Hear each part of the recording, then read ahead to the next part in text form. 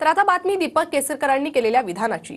वाईटातून काहीतरी चांगलं घडायचं असेल त्यामुळे अपघात घडला असेल असं अजब वक्तव्य शालेय शिक्षण मंत्री दीपक केसरकरांनी केलंय। छत्रपती शिवरायांचा पुतळा कोसळल्याच्या घटनेवर बोलताना केसरकरांनी हे वक्तव्य केलंय। तर केसरकर निर्लज्ज मंत्री आहे असा हल्लाबोल आदित्य ठाकरेंनी केलाय।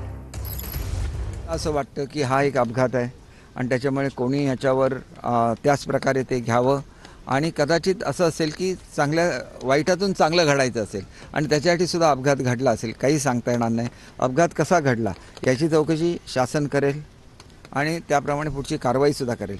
पण कारवाई केल्यामुळे भावना किंवा जखमा भरून येत नाहीत। जखमा भरून यायच्या असेल तर अतिशय भव्य असा पुतळा याच ठिकाणी तयार करणं, या परिसराचा संपूर्ण विकासासाठी महाराष्ट्र शासनाने एक विकास आराखडा बनवणं हे खऱ्या अर्थाने त्या ठिकाणी आदरांजली आणि नमन ठरेल असं मला वाटतं।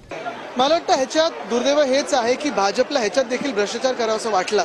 आपल्याला आठवत असेल, मी आत्ता चॅनलवर काही पाहिलं की जूनमध्ये मला वाटतं ह्याची डागडुजीसाठी परत एकदा पत्र नेव्हीकडून गेलं होतं आणि ह्याच्यात काही निर्लज्ज मंत्री बोलतात ह्याच्यातून काहीतरी चांगलं घडू शकतं। एवढा निर्लज्जपणा मी कधीही या महाराष्ट्रात पाहिला नव्हता जेवढा आज मी पाहतो।